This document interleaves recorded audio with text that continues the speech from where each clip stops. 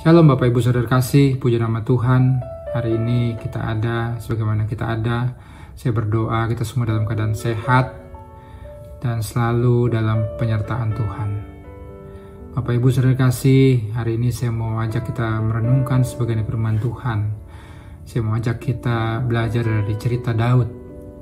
Kalau saya bertanya siapa Daud, mungkin ada yang menjawab dia seorang yang sanggup mengalahkan Goliat. Atau ada yang juga menjawab dia seorang raja yang luar biasa. Jawaban itu semuanya benar Bapak Ibu.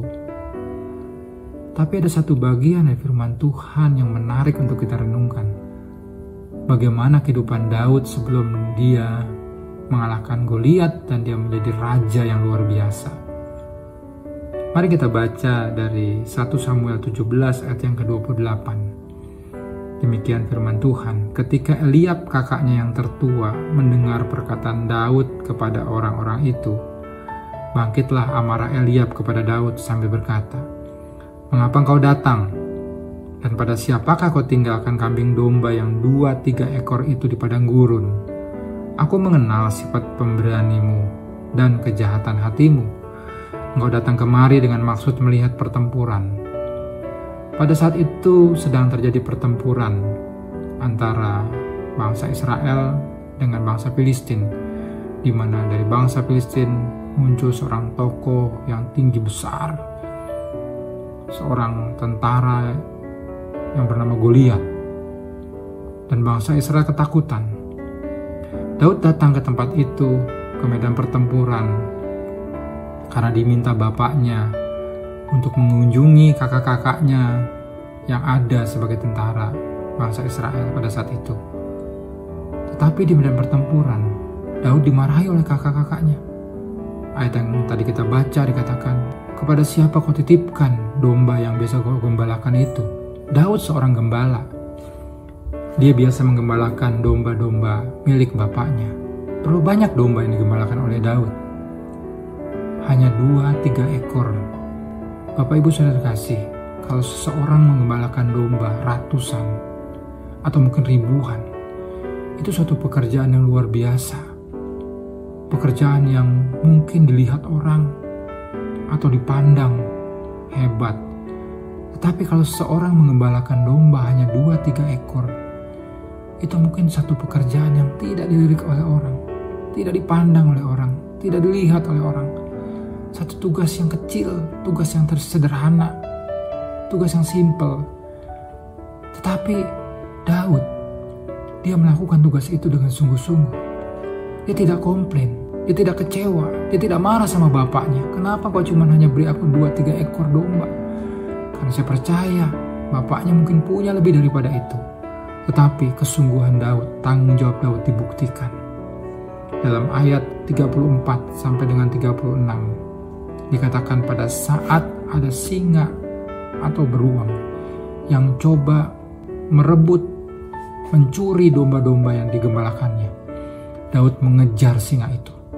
Daud memukul singa itu dan merebut kembali domba yang dicurinya.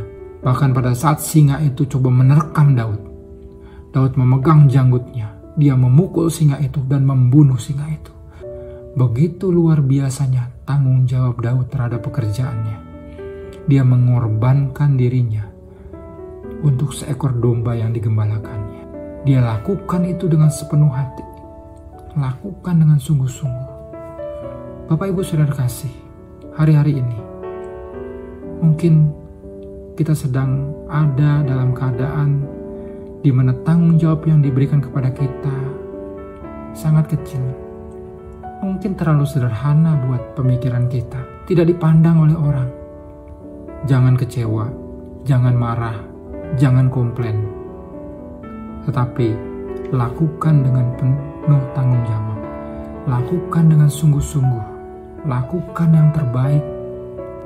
Karena saya percaya mata Tuhan melihat, memperhatikan seperti Daud yang setia menjalankan tugas dan tanggung jawabnya. Hingga pada saatnya kita tahu cerita selanjutnya dari Daud. Daud sanggup mengalahkan Goliat, seorang yang ditakuti oleh bangsa Israel. Tapi Daud dengan kesederhanaannya, kesetiaan dan tanggung jawabnya, Daud mampu mengalahkan Goliat yang besar. Karena Tuhan menyertai Daud, Tuhan melihat kesungguhan hidup Daud, Tuhan melihat kesetiaan Daud. Bukan perkara yang sulit untuk Tuhan memberikan kepercayaan yang besar dalam kehidupan saudara dan saya. Tapi yang Tuhan sedang lihat adalah kesetiaanmu, kesungguhanmu menjalankan setiap tanggung jawab kecil, tanggung jawab yang sederhana yang Tuhan percayakan kepadamu. Lakukan dengan sungguh-sungguh, berikan yang terbaik. Maka pada saat Tuhan melihat engkau sudah siap, maka Tuhan sanggup memberikan kepercayaan yang lebih besar. Bahkan Tuhan akan memberikan Goliat-Goliat yang luar biasa, yang besar, yang bisa kau kalahkan. Lakukan dengan sungguh-sungguh dan penuh tanggung jawab setiap kepercayaan yang Tuhan berikan. Selamat beraktivitas, Tuhan Yesus memberkati.